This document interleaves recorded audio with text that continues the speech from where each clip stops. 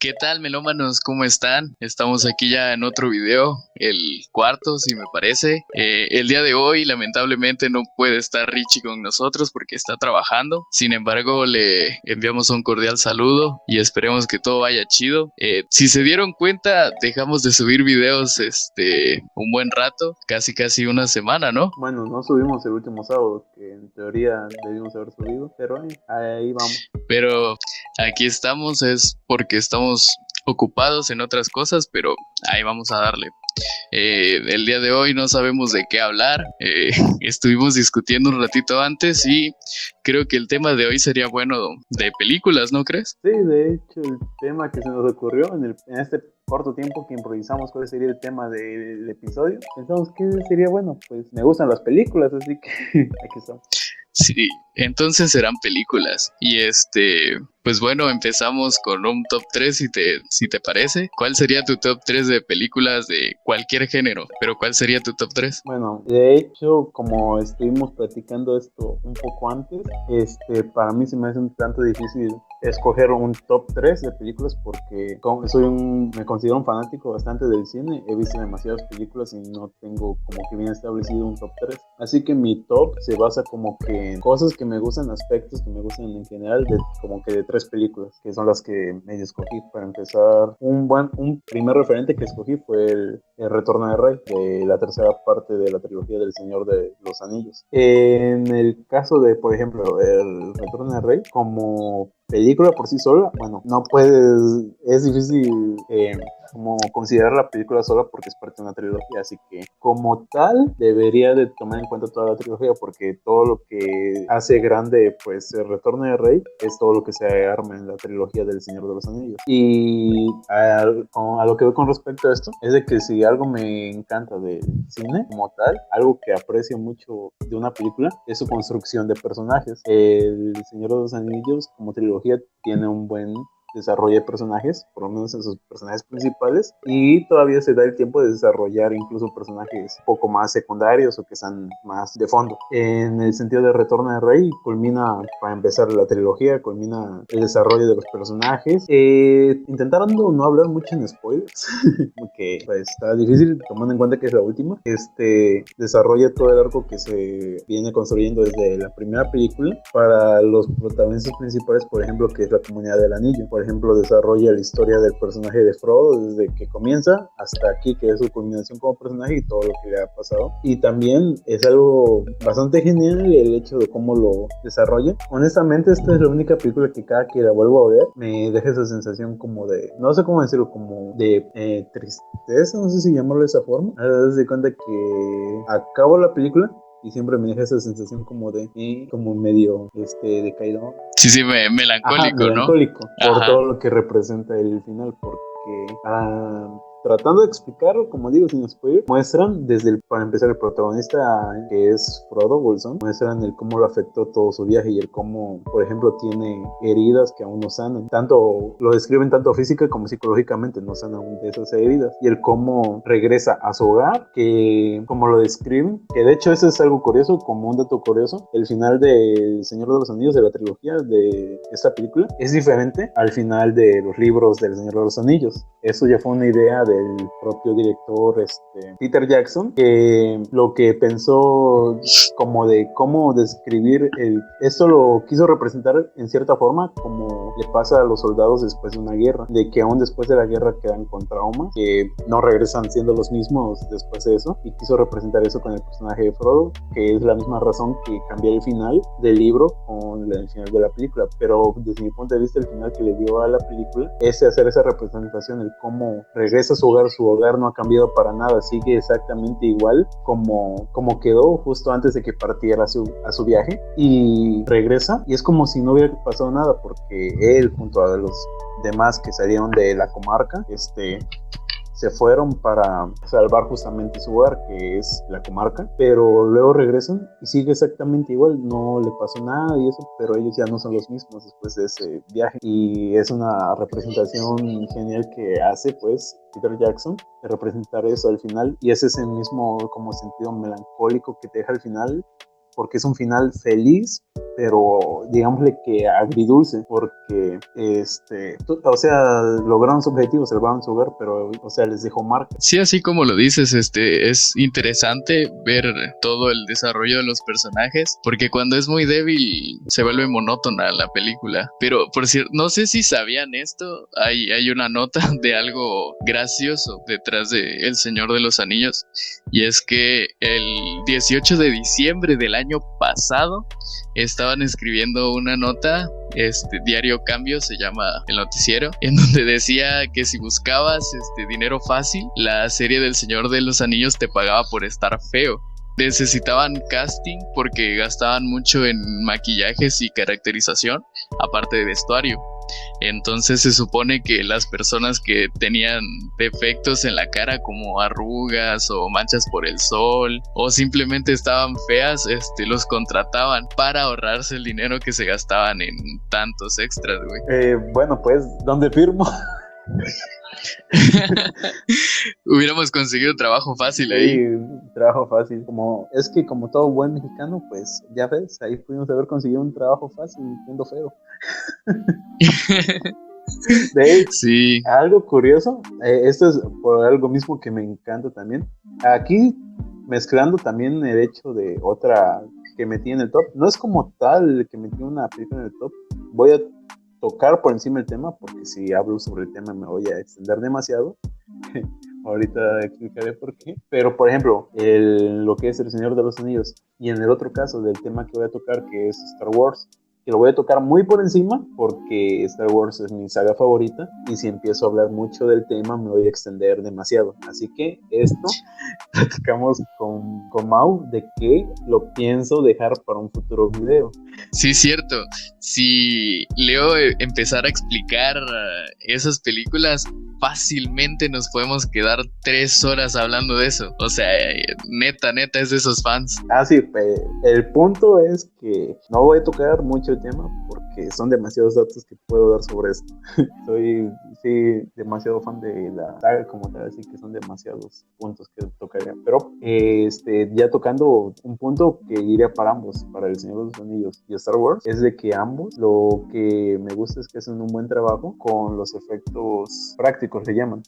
Los efectos prácticos son el hecho de, por ejemplo, si vas a hacer, en el caso del Señor de los Anillos, un orco o una bestia así, no sé, tal que salga en la película. Y en el caso de Star Wars, si vas a hacer un alien o algo así, utilizan o maquillaje o prostéticos para hacer al personaje. O en el caso de Star Wars, utilizan también animatrónicos en los rostros para simular pues el movimiento del rostro. Es algo que me encanta, por ejemplo, de estas dos sagas. Por las épocas en que fueron hechos, no recurrían a lo que actualmente es el CGI. Por lo mismo, se ve más natural el hecho de ver un orco que es un actor, un extra maquillado con todas sus cosas así, porque se ve real, pues. O en el caso de un alien, con ver su gesticulación y todo, que está hablando y así, su movimiento igual se ve real. Por ejemplo, tocando muy por encima las sagas de Star Wars y El Señor de los Anillos, que son dos sagas que son de mis favoritas. Una tercera opción que escogí, pero para representar otra cosa que me gusta del cine, escogí la película de Scott Pilgrim, o bueno, si usas el título original es Scott Pilgrim vs. The World. Como lo tradujeron en Latinoamérica fue como Scott Pilgrim contra los ex de la chica de sus sueños. Para mí pues es un título demasiado largo y que también como que es demasiado explícito con respecto a lo que trata la película. A mí en la particular, lo que pienso del título de largo es que como es un título muy exagerado y algo como que delimitado, o sea, ya sabes de qué va a hablar la película por ese título, pero creo que es la misma esencia, güey, de que está tan largo y tan exagerado que pienso yo que por eso fue un éxito aquí en Latinoamérica. Sí, entre muchas otras cosas. De hecho, es de las películas más taquilleras de su año, que creo que es del 2010, si no estoy mal. Ya fue de las últimas de la década del 2000 que salió. Pero, por ejemplo, algo que me encanta de esta película, por ejemplo, que es algo que utiliza el director Robert Wright, creo que se llama, que, por ejemplo, su forma de trabajar, o por ejemplo, con otras películas que ha dirigido, que es la trilogía Cornetto y la película de Baby Driver, es que este director le encanta trabajar con lo audiovisual. Sus películas tienen una gran carga audiovisual. Por ejemplo, en Scott Pilgrim está acompañado de, aparte de el estilo como queriendo como asimilar o parecerse a un cómic, porque tiene movimientos como si fuera de páginas de cómic, por ejemplo, o viñetas salidas como si hay escenas que parecen pues viñetas de cómic. Hay sus transiciones, por ejemplo, son bastante fluidas, mantienen el ritmo bastante bien, no sé cómo decirlo. Haz de cuenta que es una transición bastante rápida, pero que encaja, haz de cuenta que mantiene como que esa velocidad con la escena, y no, o sea, de repente es como que estás en una escena y de repente llega una transición y ya estás en otra, pero no te diste cuenta por lo bastante bien fluida que lo hizo, o la forma en que conecta las escenas, porque por ejemplo hay cambios que desde un punto, por ejemplo, un ángulo de cámara, haz de cuenta que es un paneo, por ejemplo, hacia un lado, y ese paneo sigue la transición y de repente ya te cambió la escena y ni te diste cuenta. O hace cosas como, por ejemplo, meter efectos como si fueran de un cómic en escenas de combate, de que, por ejemplo, durante las escenas se ve que salen las típicas palabras de onomatopeya de un cómic y cosas por el estilo. Tiene una gran carga audiovisual de las películas, por ejemplo, de este director. Es también otro punto importante que me encantan de las películas, los audiovisuales, o bueno, en este punto, lo visual de la película, por ejemplo, toda la cinematografía que tenga la película, porque eso es lo que básicamente le da todo su esencia a la película, la cinematografía, porque es lo que estás viendo. Se escucha complicado, pero, o sea, si siguieron bien la trama de Scott Pilgrim y todo lo que pasaba, es que a veces había una cámara que pasaba por una pared y cuando cruzaba hacia la otra habitación, por ejemplo, había una escena diferente de la que estaba pasando en la escena anterior. A eso te referías, ¿no? Algo así, digamos. O sea, para que lo entienda la raza que está por debajo de ti. Básicamente es como que hacer natural una transición. Haz de cuenta que cambiarte, porque las transiciones son básicamente de eso, cambio de escena a escena.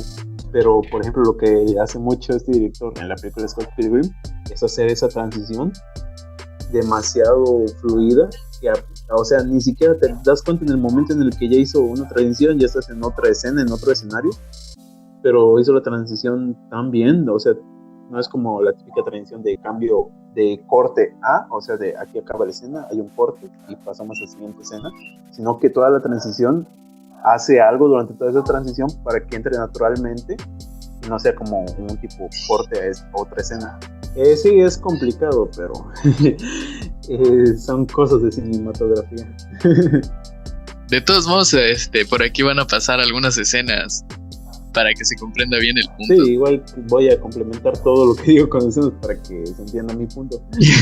Porque como que nada más explicado así no se me va a entender. Bueno, otra cosa que uso de referente para demostrar, por ejemplo, mi punto es la saga de películas de que, bueno, tengo un problema con esta saga, pero o sea, me gustan, pero no es mi saga favorita como tal. Tengo algunos problemas con la saga. Y si me pongo a hablar demasiado sobre esta saga, me voy a echar una hora hablando de todos mis problemas que tengo con la saga como tal.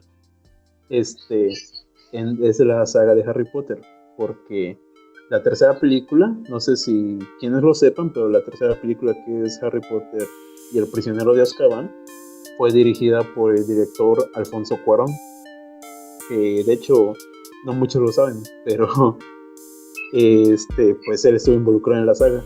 El punto de Cuarón en la tercera película de Harry Potter, y por qué lo comento, es que él recurre mucho a lo que es el movimiento de cámaras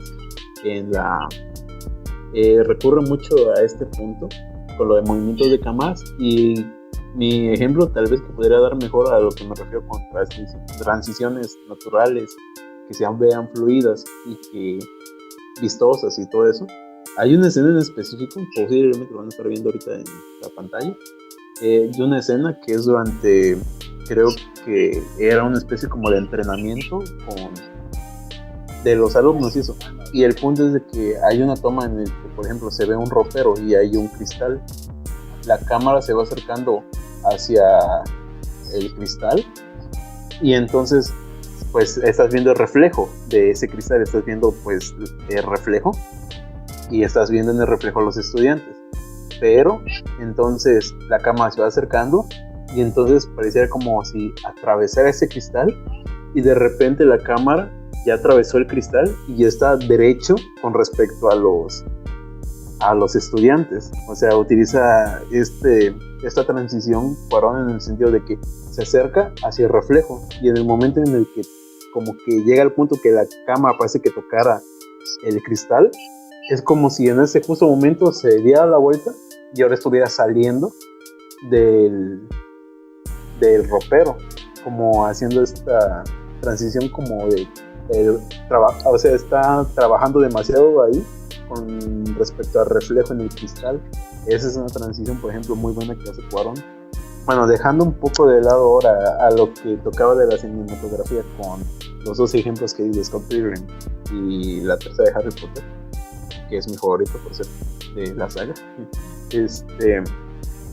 retomo a Star Wars como saga porque Star Wars es conocida por sí como la saga que ha impactado más o que ha tenido más repercusión en el cine. No solo por el hecho de que es una saga que nació, creció y se ha forjado en el cine, porque ya saben que, por ejemplo, hay películas que provienen desde libros o de cómics o de alguna otra fuente que son adaptadas al cine en una película.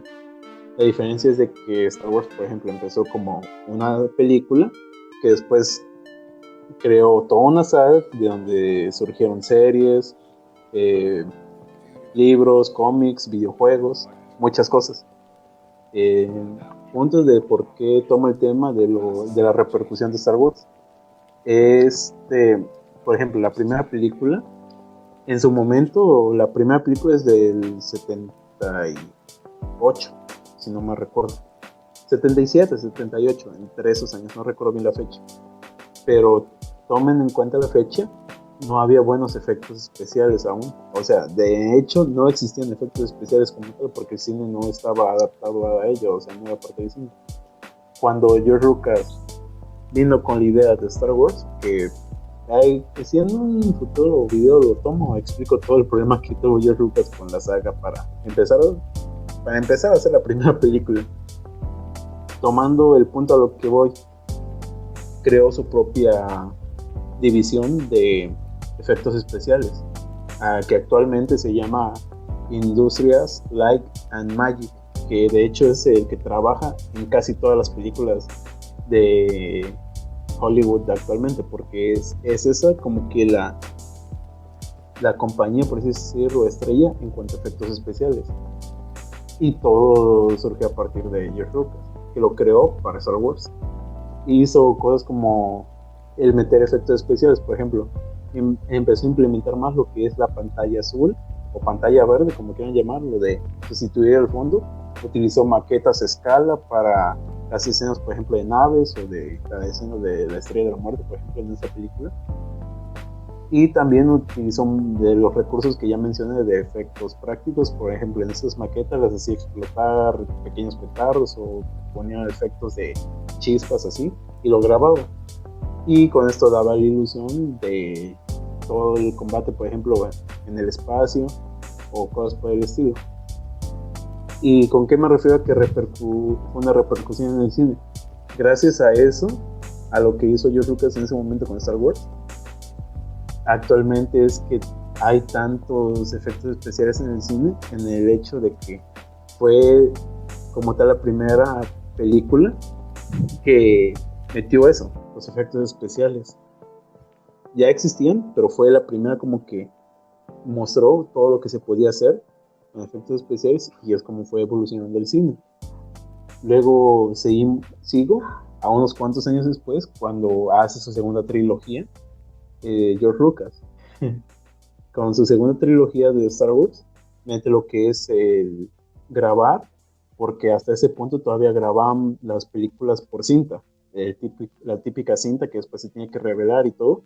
George Lucas fue de los primeros que empezó a grabar digitalmente, con cámaras digitales, que actualmente ya es bastante común el que graben cámaras digitales, pero en su momento no era común y fue de los primeros que empezó a implementar el grabar con cámaras digitales. Cada que saca algo Star Wars es una revolución en la industria del cine. Y bueno, ahora voy hasta la tercera trilogía, que es la más reciente, que comenzó en el 2015.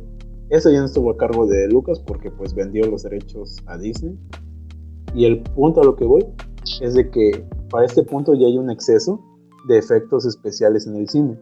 Ya han notado que muchas películas abusan de los efectos especiales. Se nota demasiado que utilizan pantallas verdes o animación de computadora. Así que lo que pensaron, ¿por qué no hacemos una mezcla de estos dos conceptos que hicimos?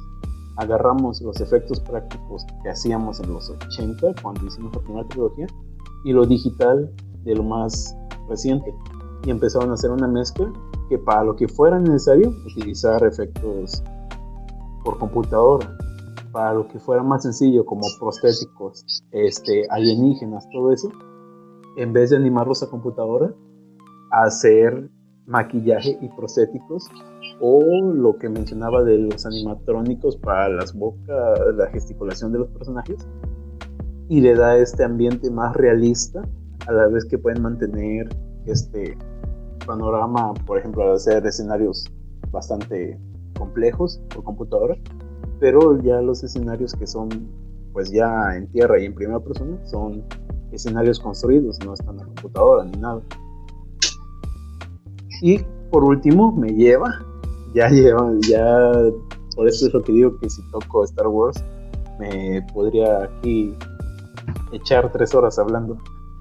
Bueno, ya por último, para dejar ya el tema y continuar, voy hasta la serie, que esto ya es serie, pero esto también va a significar una revolución en el cine por lo que hizo Star Wars, la serie del Mandaloriano que se está transmitiendo actualmente. Ven lo que comentaba de pantallas verdes, pantallas azules.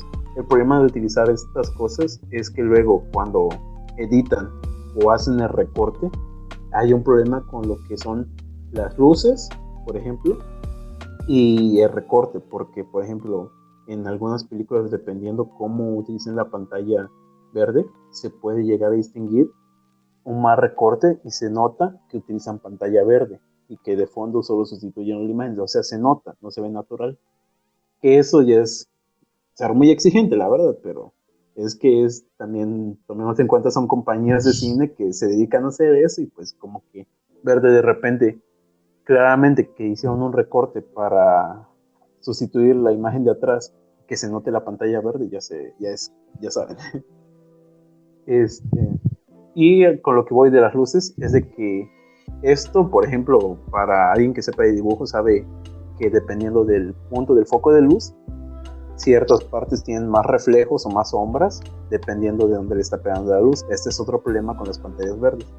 Lo que revolucionó Star Wars con el Mandaloriano, creó una cosa como, digámosle que es una especie de domo lleno de pantallas LED. Son pantallas LED, y lo que hacen es desarrollar todo el escenario por computadora. Todo el escenario utilizan una mezcla entre fotografías en torno, desarrollar el escenario por simulación a computadora con un digamos que un programa especializado como el que utilizan los videojuegos para desarrollar los escenarios, y desarrollan todo el entorno. Y entonces cuando empiezan a grabar, en todas estas pantallas LED se aparece, o por así decirlo, ya se ve como que en 360 grados el entorno. Así que por lo mismo, graban y el fondo se ve natural. No hay, por ejemplo, sí se ve natural, por ejemplo, el borde del personaje, porque no está recortando la imagen está detrás, y como es una gran calidad pues de los LED, se ve natural la imagen, hasta se ve en fondos. Y por lo mismo, de ser pantallas LED de que crean toda la estructura, los reflejos de las luces son naturales, entonces se refleja bien la luz y las sombras en los actores y todo. Eso es a lo que me refiero, de que cada que Star Wars hace algo es una revolución en el cine. Esto, en este punto, apenas está comenzando, pero en el futuro esto podría sustituir a las pantallas verdes en el cine y hacer escenarios más naturales para las películas. Está interesante para los que se quedaron picados con la explicación de Leo. Ya tendremos varios videos. Netas, sí se vienen esos videos. Pero por lo pronto me toca a mí. Algo que a mí me pasa es que a mí no me entretienen mucho las películas. Sí, bueno, creo que por el mismo hecho de que no me entretienen mucho, agarro quizá las más comerciales. De ese estilo me gustan más las películas biográficas, como la reciente que hubo de Freddie Mercury. De hecho, sí, también.